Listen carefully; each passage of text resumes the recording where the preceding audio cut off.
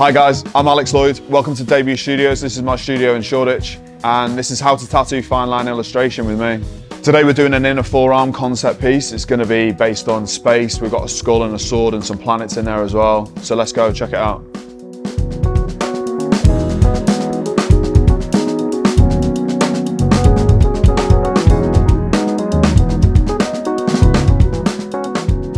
Cool, right, we're just going to start the tattoo process, or at least the stencil process. So I'm using a bit of green soap, just going to give that a good clean. I'm just going to need to give the skin a shave, obviously, first. This is kind of that like first level of cleaning. A lot of people think that shaving the skin is just so you can put a stencil on smoothly, but actually one of them, obviously it's part of the reason, but also because you physically can't clean the skin properly if it's covered in hair. So that's why we're shaving it, to prep it.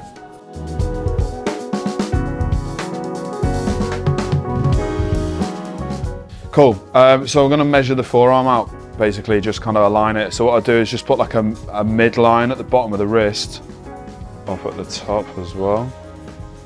Obviously, when we're looking at how straight line the lines are, I mean, the inner forearm is one of the flatter parts of the body, but it does taper, so you've really got to try and measure it as well as possible. So what I'm going to get you to do, if you can just stand up straight and just relax your arm by your side completely, and then arm out to me for me. So I'm going to actually bring that line over slightly. It's more there. And then just relax your arm by your side again, and back out. I'll just do that a couple of times. Just when you bring it out, just bring it out to me. Perfect. Yeah, cool. Looks good to me. I just do that a few times because clients just tend to change their position every now and then, so that looks good. Then next thing we're going to do now with the stencil is just line up. I tend to draw things quite symmetrically, so I've almost always got like a midline to work off, and that looks pretty good. I don't want to really be sitting in that ditch if I can help it. So the highest up I want to go really is about there. Right, stencil stuff. I mean, again, I've used different bits in the past, but I always kind of come back to this one. It just tends to be my favorite really for a stencil staying on the skin the longest. Just let some of that evaporate before we put the next layer on. We're just kind of waiting for it to go a bit tacky. Right, a little bit less this time because we've already got some absorbed into the skin. I just tend to find if you've let some soak into the pores to begin with, and then you put the next layer on top, it just tends to stick and stay just that little bit longer. For all of this fine line stuff, you need to give yourself as much of a chance of that stencil staying on as possible. Right, so I'm gonna kind of line up the top and bottom first. So as I was explaining earlier, like I swear by this inkjet stuff now. Although you tend to find that the paper itself is a bit thicker than Spirit, so it needs just that little bit more encouragement to stick on the skin. It does like to try and peel itself off a bit. That's just something to bear in mind if you're thinking about transitioning from just a classic thermal over to one of these style stencils. I'm not leaving it on for like ridiculous amounts of time, it just doesn't need it. And then really when you're peeling the stencil off, just take your time, because if you end up peeling a bit and there's something missing, it means you can just go back and just touch it back in. Don't just rip the stencil off dead quick. All looks good. Looks good to me. I'm just gonna make sure that that's nice and it's just bled very, very slightly at the end there. So I'm just gonna crisp that stencil up in a sec. We're about to start machine and needle setup. So I use a Bishop packer.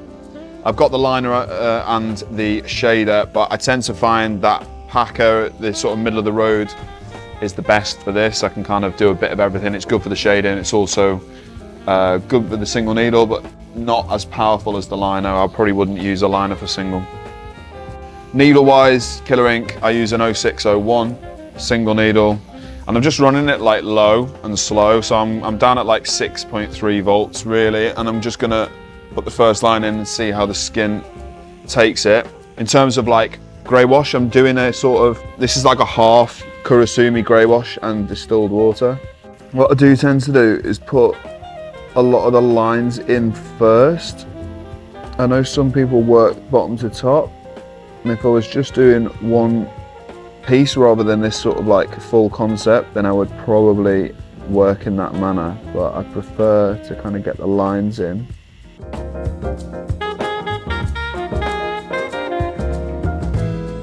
I don't want a bold, definitive outline in black. I don't want to use, I'll use a lot of black later on when I'm shading for contrast, but in terms of the lines, I want to give it, I think that's what maybe helps with my work, to give it that kind of slightly realistic edge. Might even come slightly down on the voltage now. I'll come down to about 6.1, I think. Glide on the skin, I'm using Inkies. I think it kind of really helps reduce the redness and the swelling. Butterlux as well is a favourite, but this tends to be quite stable at all temperatures, so it doesn't tend to just like melt on the top of your hand, whereas some you find will do. Another thing, going back to the stencil as well, one of the reasons why I really like using the Epson now is the fact that, and when I kind of draw my designs, I'm drawing for the stencil, so, and I want to make sure that the lines on my stencil correspond to the gauge of needle that I'm going to be using. Very important with the single needle stuff, if you create too bold a line in your stencil, when it comes to tattooing with a single, you're never going to be able to see where that needle's going, and you'll end up wobbling all over the place. You know, you need it as accurate as possible.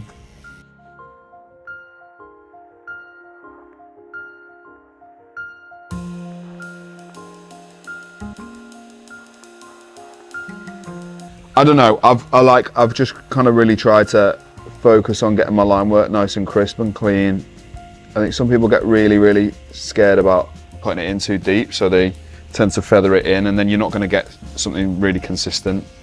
So I think it's really just making sure that the stretch and the angle of the way you're approaching the line as well, coming at it from like a position that your wrist is most comfortable in. I think a lot of people tend to pull a line and I push it, weirdly. I don't know why, but I just find I have more control when I'm pushing away rather than pulling towards me. Kurosumi, I use it, I mean, it's traditional like Japanese Greywash shading ink. I've used others in the past. I mean, if I was like large scale black and grey, I might favour a different ink brand. But for me, I just love the colour and the way it heals. If you look at it, you can definitely see differences in Greywash, in the way they heal. Where maybe it's got a slightly cooler hue to it, a little bit more bluey. I just like the look of it. And I've always used it, so I know what tone to be using when. And dynamic, I mean, everything about dynamic. I like the way it heals and I like the consistency. I think most artists will say they use dynamic for lining. Cool, so I don't line with a grey, with a black. I will, when I put some of these bolder lines in here, which you can see, I mean, that will be in black. And again, it's just to offer as much contrast as possible. I think a design needs as much contrast as possible to stand the test of time when it's healing, but also just aesthetically, you know, the best designs have the highest contrast. I like giving things a lighter outline, a lighter border, rather than going full solid, you know. Hope that makes sense. So I'm just coming up onto the sword now. I mean, this is quite an intricate area, especially when we're trying to create the symmetry in it. But this is where this type of stencil's, I think, quite superior.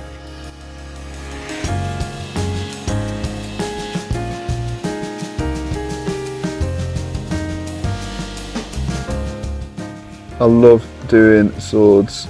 They're literally one of my favourite things to do. This is like a bit of everything that I like doing, you know, into one piece really. I like timeless design, like, you know, stuff which just doesn't go in or out of trend or fashion, you know, like, I really like, yeah, anything to do with space, classical imagery, roses and birds and swords and chains and skulls, and a lot of like Roman and Greek mythology, bits like that, you know. Just trying to do it in a bit of a different way.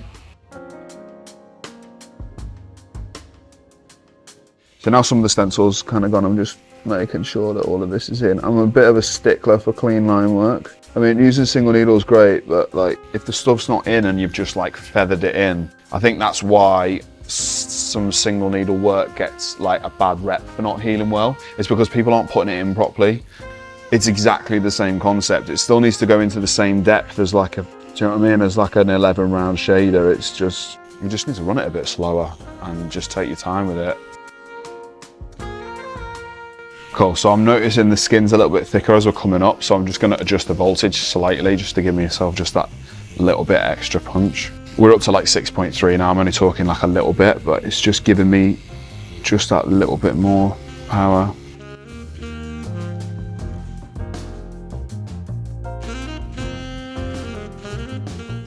So because we're using such a light grey wash, you can see that the skin goes a bit red with the lines. Now this is something that, another reason why I do a lot of the single needle work first, because by the time we've moved on to the shading, a lot of this redness has dropped out.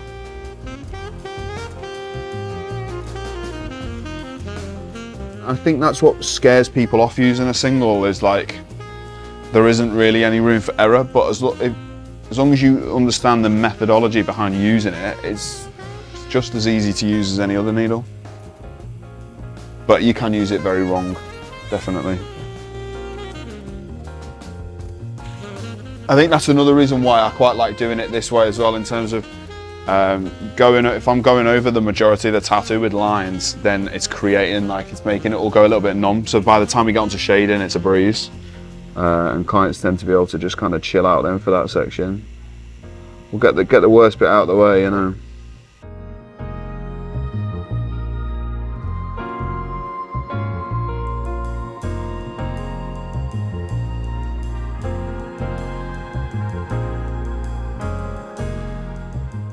So yeah, I mean, the way I draw my designs, I mean, the first thing I was taught as well when I was learning to tattoo is like, your tattoo is only ever as good as your stencil. So you need to make sure that your stencil is as on point as possible. So always make sure all my lines are intersecting where they need to be. Just making sure that those lines match the thickness of the needle and it's as crisp as possible. Also making sure all of these lines all intersect in the same place. But in order to pull the line itself, I mean, something like this line here, you can do that all in one go. So this one here, which I'm about to do now, you're going to be basically pulling, I'm going to be pulling maybe the first third of the line, and I'm just focusing on consistent depth and consistent speed of wrist. Now my wrist there, I'm past range of motion there, so I'm coming off, and then at this point then I can rejoin it.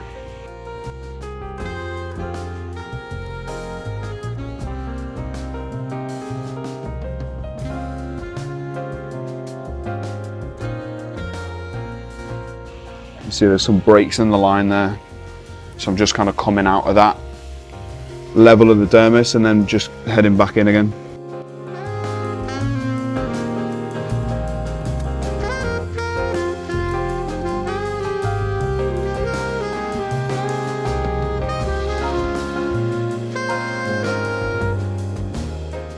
You can't hide, you know, you can't create a piece and like put shit lines in and then try and hide in the shading. It's got to be, if the line were like, the piece needs to look right if you weren't to put any shading in it, do you know what I mean? If it was solely line work. So at this point, I'm now, if I'm going to put the single needle down, I just want to go back over and just, I'm looking at depth and making sure that everything is intersecting where it needs to intersect. Should really be getting everything in first time in order to minimize the chances of having to go back over any areas. The last thing you want to do with a single needle is end up double lining something, because it's going to be blaringly obvious. I'm using a 5, I think these are a 0.3 mil 5 liner from Ghost. Just putting some of these darker spots for the stars in as well. I think I'm actually going to use two different boulder lines. Like this is that Type 5, and I think we'll use a 7 or a 9 maybe for that bigger bold ring around. Again, just I think, and I always try and kind of put this in my pieces, like very in line weight. I think it just helps with contrast. It just makes the piece feel a bit more dynamic, you know.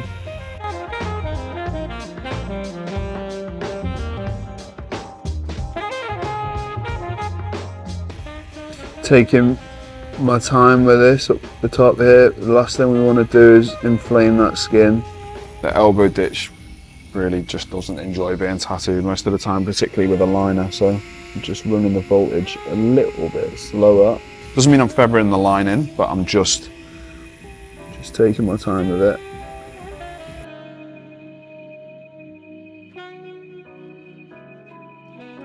We're going obviously up in size, so we need to increase the voltage in order to get a bit more punch on the machine.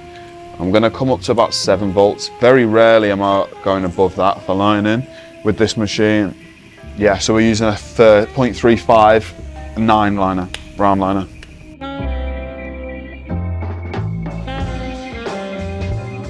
When I'm kind of coming onto the skin there, it's quite definitive, but as I'm pulling off the line, if I'm planning on connecting that up, I will taper off slightly. I want to try and obviously avoid overlapping any lines, but I'm kind of then tapering back onto the skin here, and then I'm back at full depth there.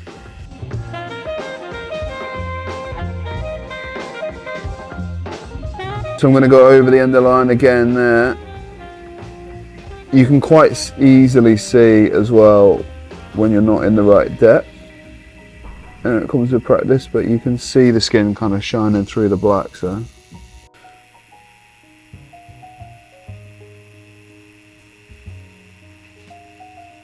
yeah, we're at 7.2 volts at the minute, just because I'm finding this bit of the skin just needs just that little bit extra to get in.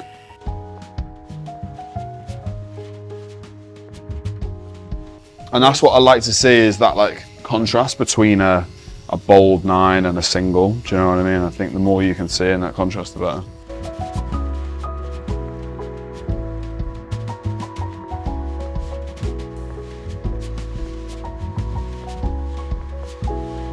Really want to minimize the amount of times I'm going over the same area. Going back to what we were saying earlier about minimizing the trauma to the skin.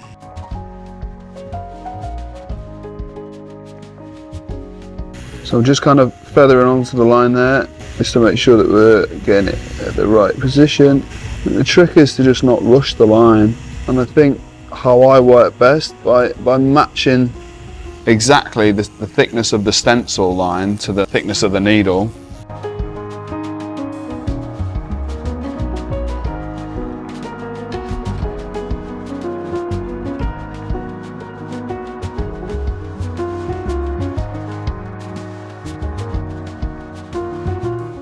I'm just making sure that everything is nice and smooth and consistent.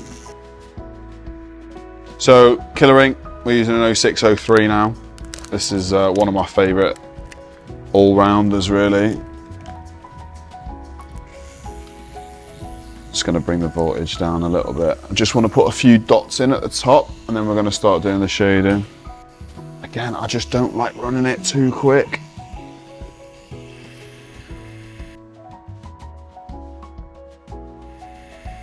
.8 on the volts now.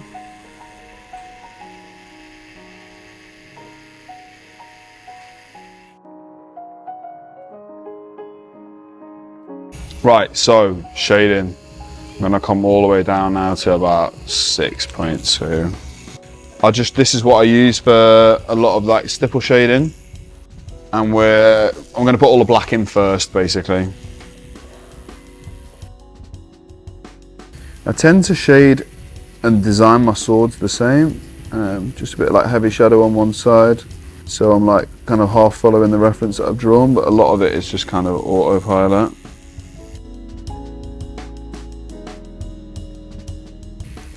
As you can see, I'm using it at stipple voltage, but I'm kind of moving my wrist backwards and forwards to create a bit more of a gradient rather than just pulling off one spot.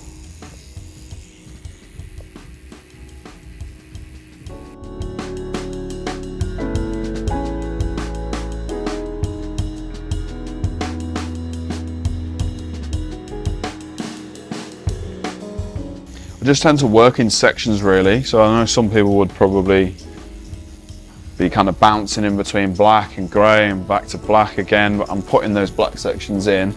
I might do the sword in a section and then the planet and work in those sort of sections, but for this I want to just put the black bits in, then the grey bits in, and then move like that, and obviously all white at the end. I think it's just important paying attention to light source. That's what I'm really trying to focus on with this piece. So almost like as if the light's emanating from behind the skull, and that's kind of, we'll show that in the planets with like lighter sides that are facing into the circle. I'm also going to be shading off that black line as well towards the end to really give it a bit of depth. I've used black for the 9 liner and for the 5 as well, where I've put those other little dots in. Everything else is half grey wash on a single needle, and then we're using black ink for the first stage of the shading.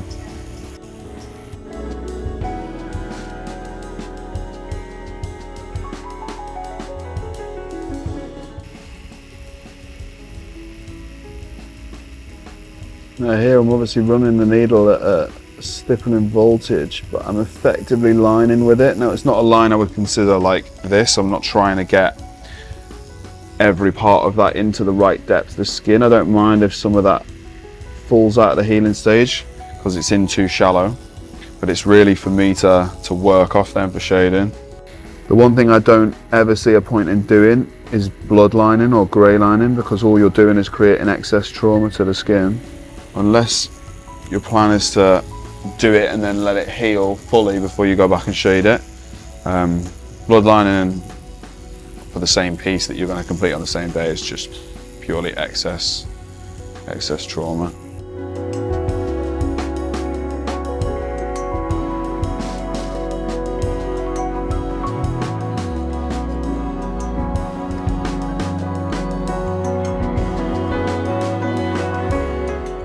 I'm working in such small areas that you just need to run the machine as slow as possible, otherwise you're just gonna, because I'm in such a small area and I'm moving my wrist so slowly, if that voltage is any higher than it is, I'm just gonna be packing way too much ink into the skin and I'm not gonna create any sort of gradient. So that's why I'm doing that. Now, in terms of with the sword, I've created the darkest sections on this side of the sword in black, and I am going to move on to the planet here before I then come back and start putting the grey tones into the sword. I'm going to create, like I was saying earlier, I'm not trying to create a solid line because I'm not running it at a solid line voltage. I'm just defining the outline of where that planet is.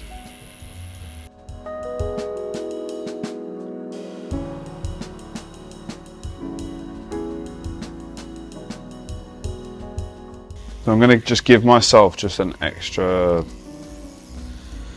bit of punch here. I've gone to 6.3 and volts just because I want to.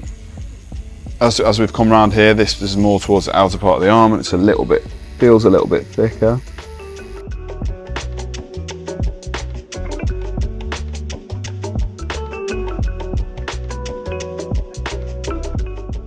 A lot of this with stippling is all about the angle as well. So where I was just positioned and I was almost stippling away from me, because of the curvature of the arm, it's very easy to come off the skin a bit too soon.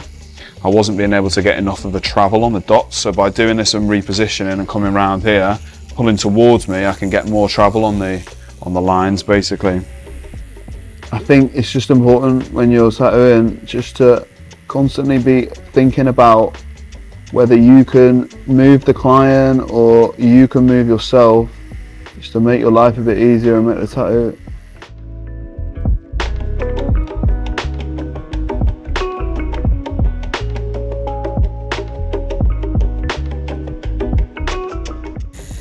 I'm just feathering in here. Again, I'm almost just like basically just marking the surface of the skin, and I just want to be able to catch the edge of that planet, so I've got something to work off. Might actually just feather in a bit of light grey But what I really want to do is create some real contrast and like light source coming from that top right corner of the planet, as if it's shining off the helmet. There's also going to be a lot of shading coming off the black line out, so we need to make sure we've got some sort of line. Otherwise the thing's going to get lost in the shading, you know?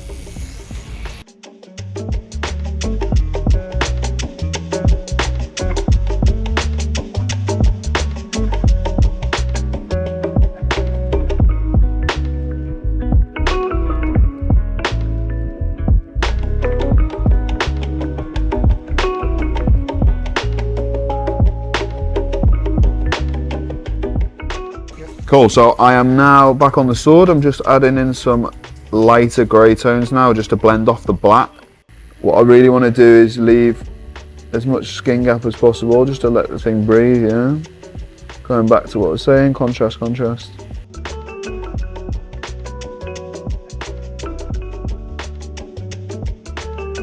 This Kurosumi Greywash is what I'm using, again, as throughout the whole thing. Just varying different grades of it. So this is that half and half, and I'm putting a little bit less on the left hand side of the sword just to give it just a bit of shadow.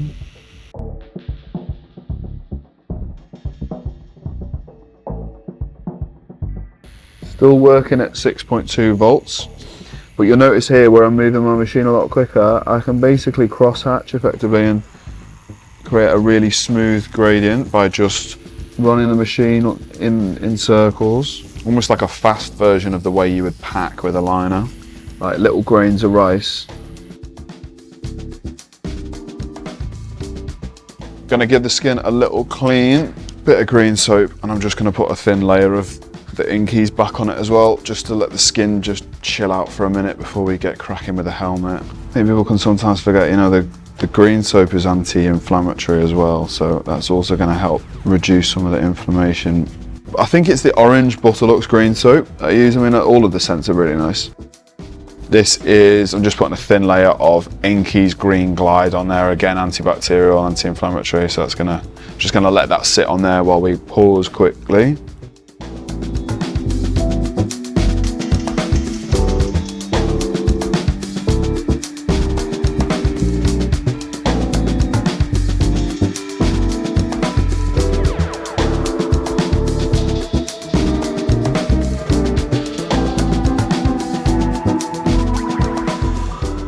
So I'm just putting in some of the darker areas in now. I'm using a Type 3.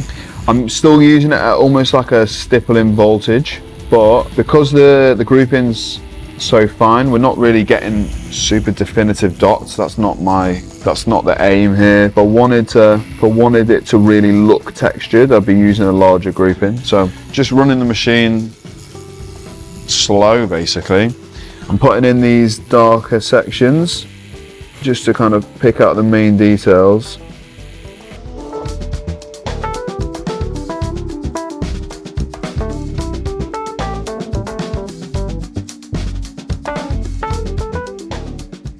Voltage is kind of low sixes at the moment. For some of the solid black areas, when we come up here, I'm going to probably increase it a little.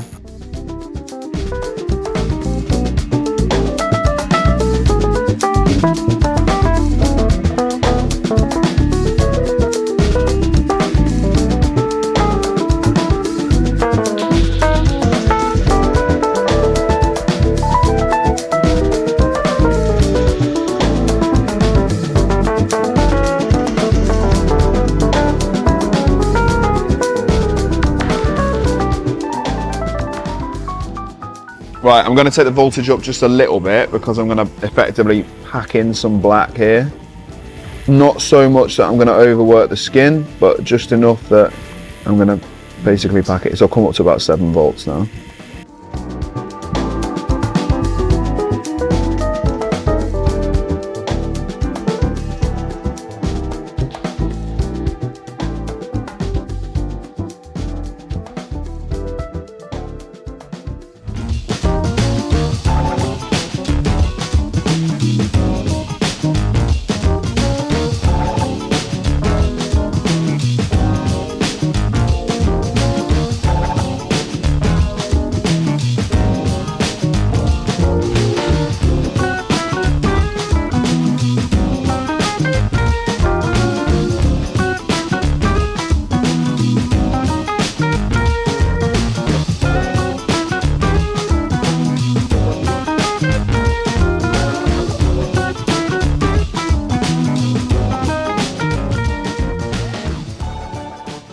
still on the black sections. I haven't got onto the grey yet. I'm just picking out all of the darker details, but I'm still using the 0603 from Killer, but I'm just taking the voltage up a bit so I can hack some of these solid black areas.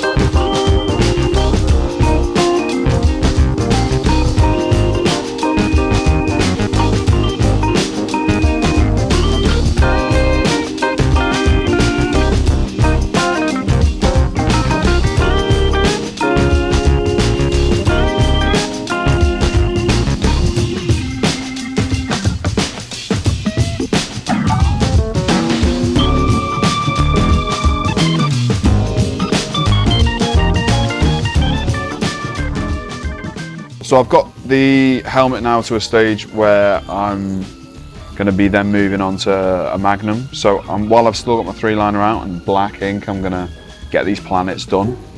I also don't want to lose the edges of the stencil on the planets. So we're going to get these done and then we'll move on and just kind of finish off the finer details on the helmet.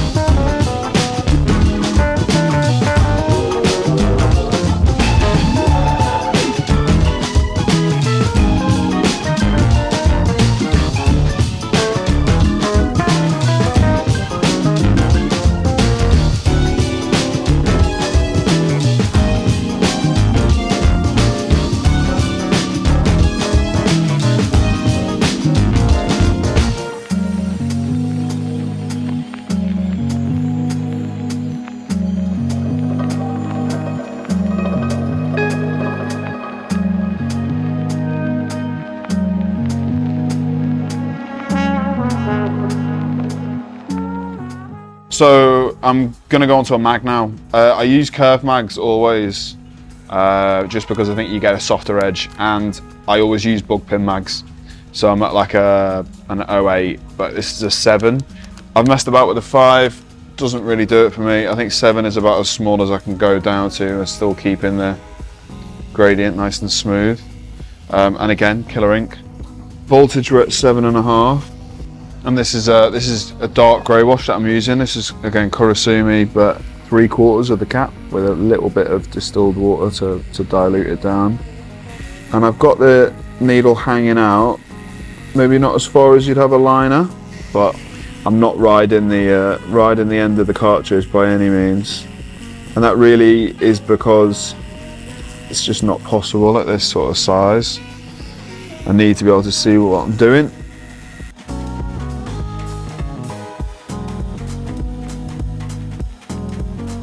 The best way that I kind of create depth in my work is through high contrast and just use of lighting, light source, you know, as well as in the composition.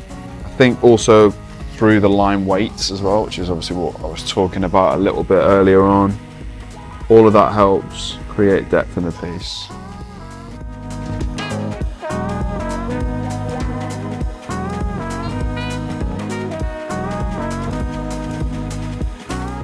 The thing I love about these mags as well, even though they're curved, you can always get quite a definitive edge.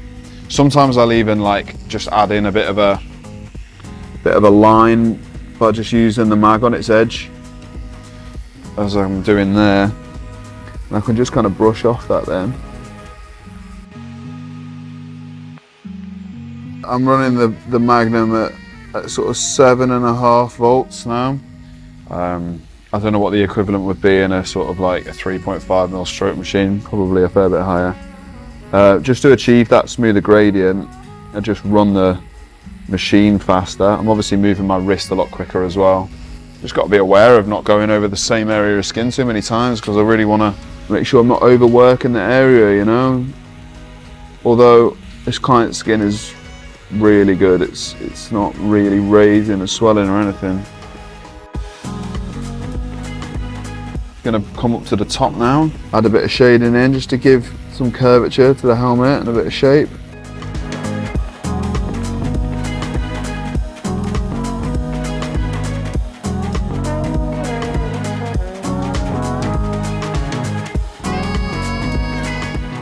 So I'm just building up basically the tones by just layering. I don't want to go in too dark to start with. That's the last thing I want to be doing, so.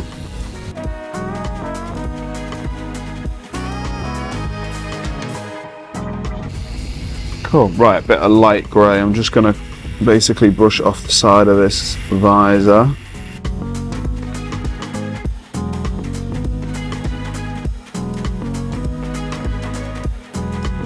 I'd kind of grey lined it a little bit, but I have just brushed off it with a mag as well. It's really just giving it a suggestion of the shape, you know. I'm not going in super dark with it.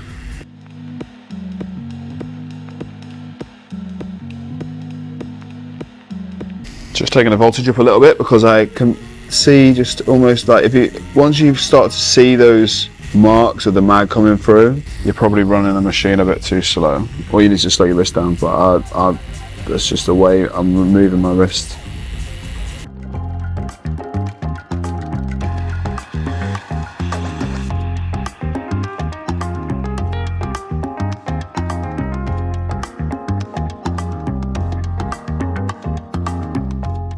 So we're nearly there now with the grey tones. You're going to want to leave it, give it as much room to breathe as possible. I'm just using the edge of the mag in order to effectively put a line in. That's why these mags are so good, because at the right angle you can get a super clean line with it. It's almost as if the needles are like, it's just the way they're stacked, I think. Some are spread so far apart, you almost always end up getting like both needle strokes in at the same point. So at this point now I can kind of look and see what needs darkening. It's just trying to get that grey as smooth as possible.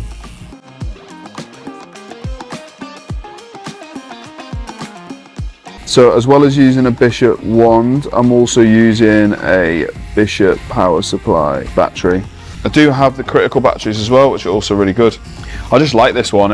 It's kind of, the weight's nice to it, and it's at the same width as the machine. Just even little things like the button being on the top, it's just quite handy for me. I'm just used to it now. Now I know that you can get the all-in-one machines, which is sick, and I think I'd like to maybe get onto one of those next. I think it makes wrapping the machine and just using the machine in general a bit easier.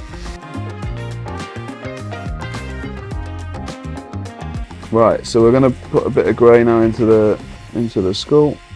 So I really use Kurosumi and dilute it, because I am a creature of habit, I think, unfortunately. And I've played around with other Greywash sets, but I can dilute to the same level every time. I know each customer's getting exactly the same ratio. If I ever need to do any touch-ups, I know what tones I've used when and where. And I'm almost 100% confident in knowing how it's going to look when it's healed. So what I've got in my mind and how I want it to look when it's settled in is what the client gets, you know.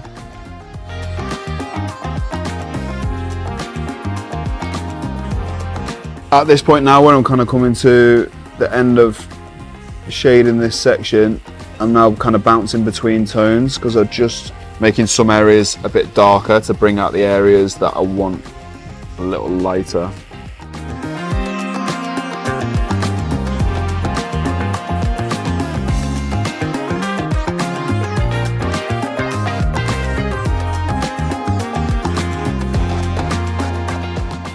I've got a bit of black now that I want to put into this band that I've left.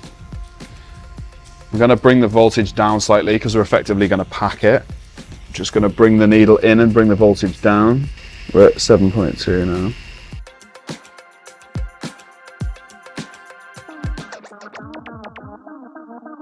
Because I'm moving my wrist slower, obviously if we don't turn the voltage down, then the needle's on the skin for way too long and you're just going to cause excess trauma to the skin, as well as put way too much ink under the skin. That's not what we want. Also kind of bringing the needle back into the grip slightly in order to be able to gauge my depth properly. See some people trying to pack with the needle hanging right out, and it's unfortunately all you're going to end up doing is just putting it in way too deep.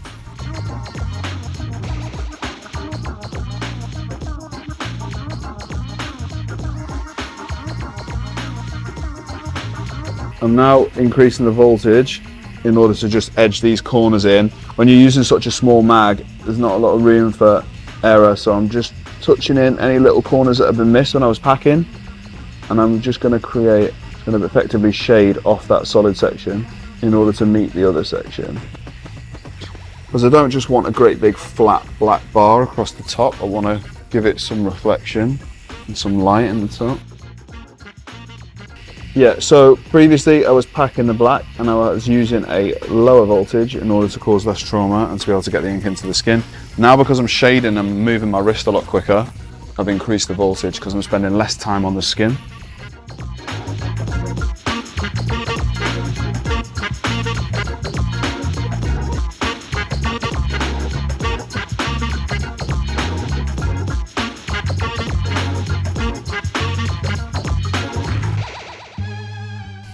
Other sections that I want to just make a little bit darker down the bottom here, and just brushing a little bit more black over the top of that just to really saturate it. Just using the edge of the mag there as well. Voltage wise we're at sort of 7, low 7s.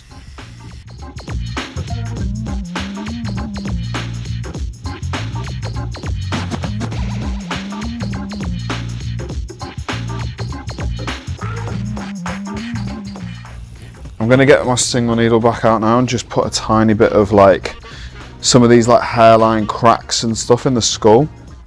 Just going to add them in, and I also want to add a couple of dots on the side of the helmet.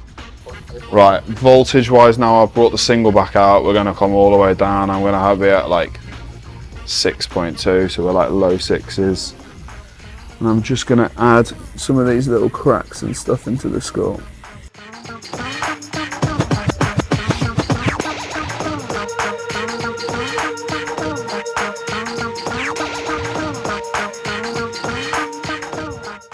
So these, and this is what I tend to do really, is when I'm coming to the end of all of the shading, I'll just get this one liner back out and I'll just make sure all of the little corners are all touched in nicely.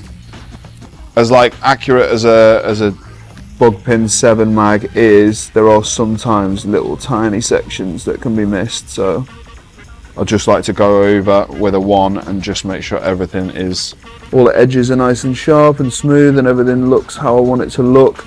Obviously just being aware of not causing any excess trauma. You don't want to be going over damaged skin if you don't need to be. It's another reason why this kind of, you're using this at such a low voltage.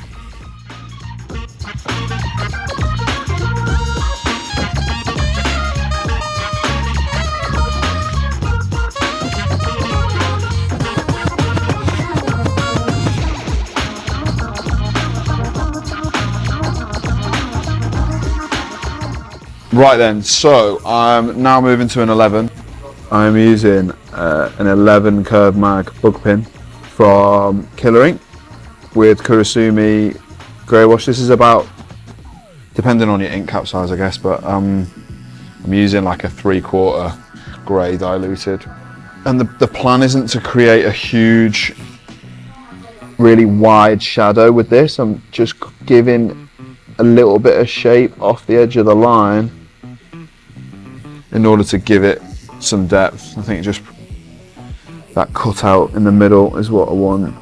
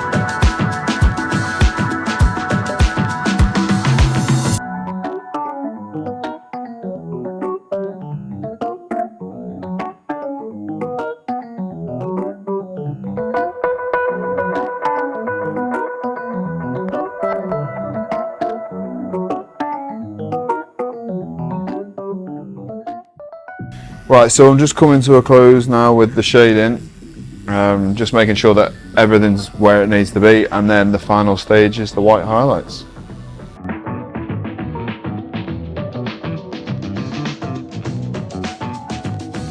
That's the end of the shading. I'm just gonna quickly change my gloves and needle and get the white out, and then just gonna put a little bit of highlighting in, definitely down the sword, maybe the edge of the planets, and just a little bit of where the light kind of catches the edge of the helmet. Right, so I'm using dynamic white.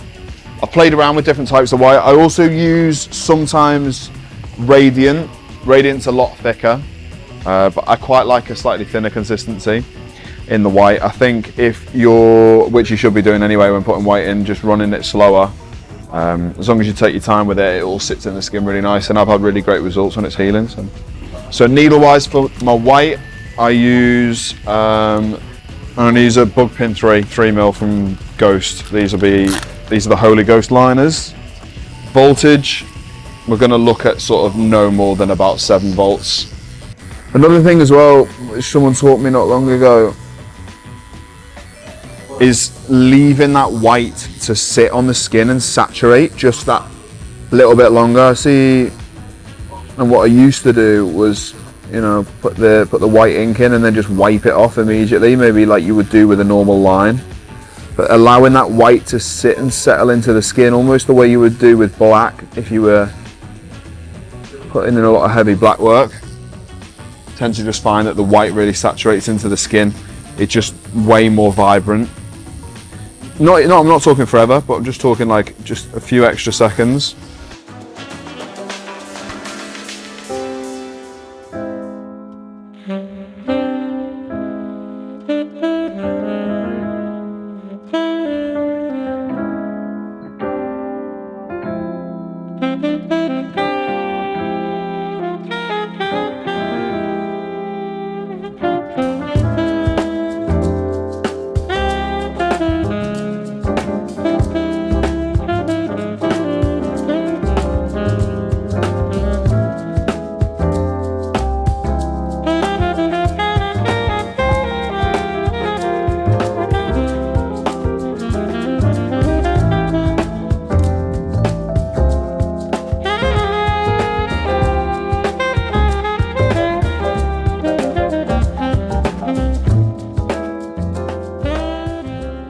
Cool, so now the white's in, I'm just going to put a thin layer of the inkies on there, which is okay, obviously anti-inflammatory.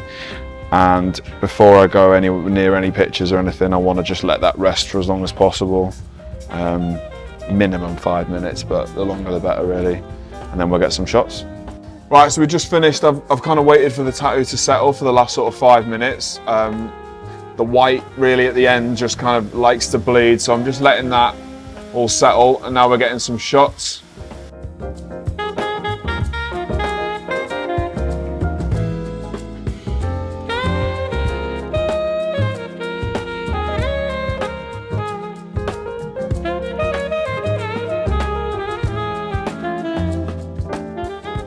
Right, just finished the tattoo. I'm gonna, first of all, cover it in an Aftercare balm, and then we're gonna put a second skin dressing on. I use Dermalize, and I'll go through that process in a second. But the balm that I'm gonna be using is the debut Aftercare balm. This is the bergamot, eucalyptus, and geranium. This is vegan, cruelty-free, all natural, and yeah, I mean, I'm quite biased, but it's one of my favorites to use. Really antibacterial and anti-inflammatory, kind of really helps kickstart the healing. You can buy these exclusively from debutstudios.co.uk. Cool, this stuff spreads on really nice as well. When it warms up with the skin, it's just kind of super smooth. And like, you really see a reduction in any of the redness and the swelling quite quickly, really. Obviously got this stuff on the station to make sure I'm not dipping back into the pot. Now, some people would maybe don't use any balm when they're using the second skin. It's breathable, so it's more than fine to use some cream underneath the dressing. But I'm obviously making sure that I'm not spreading any balm outside of the borders of the tattoo. Otherwise, I've got no chance of that second skin sticking onto the skin.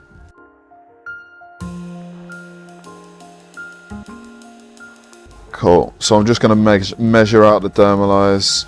This is going to have to be in a number of different sections. Cool, so to use this, I always give that bit a bit of a fold, because it'll make it so much easier to take the backing off.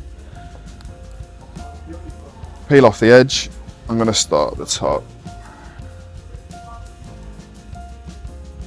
Just seal down that side, and then just press onto the skin as you go. Just trying to get any air bubbles out. Because of how curved this area is, there are going to be some small air bubbles in it, but it is what it is.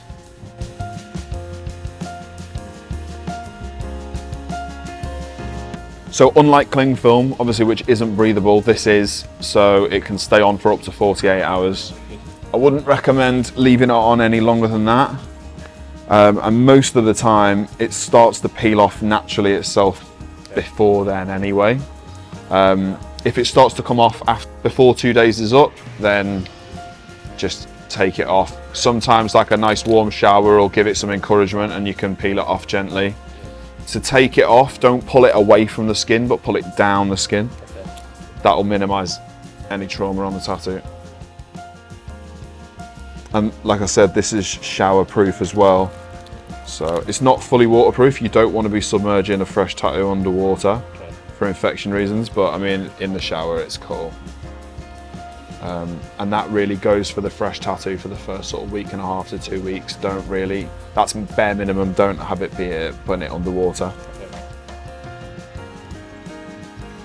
And obviously you're making sure that each layer of the skin overlaps each other so that we don't get, no kind of liquid gets in or out.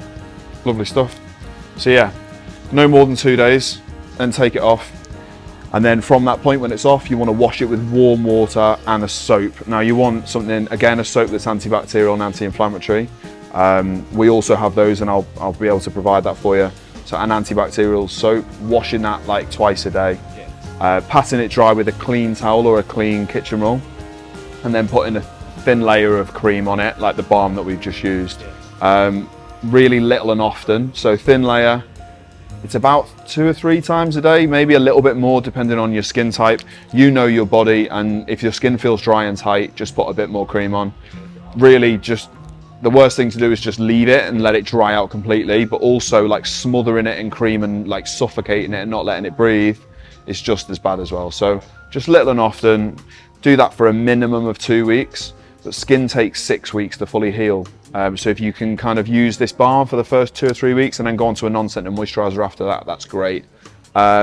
Even when the tattoo looks healed, keep creaming it, keeping the skin moisturized, because that will really help the tattoo heal better. Things to avoid, obviously, like we said, soaking it underwater, bath, sea, swimming pool, hot tub, steam rooms, and try and avoid scratching it and picking it, and try and avoid getting it in like strong UV. So yeah, no sunbeds, no sunbathing for a minimum of 2 weeks. Exercise, while this skin is on, you don't want to be getting sweaty and doing any working out. Once the skin comes off, it's okay to exercise, but cleaning it as soon as you can after any exercise, and obviously applying cream every time you wash it. Any questions? Amazing. Hi guys, just finished. Hope you've enjoyed it. Make sure you check out the work on Instagram. It's Alex Lloyd Tattoo, as well as the studio as well, Debut Studios. Check out the podcast, 21st Century Tattoo as well. We're available on YouTube, Spotify and podcasts. Thanks for watching, and we look forward to seeing you in the next one. Thanks.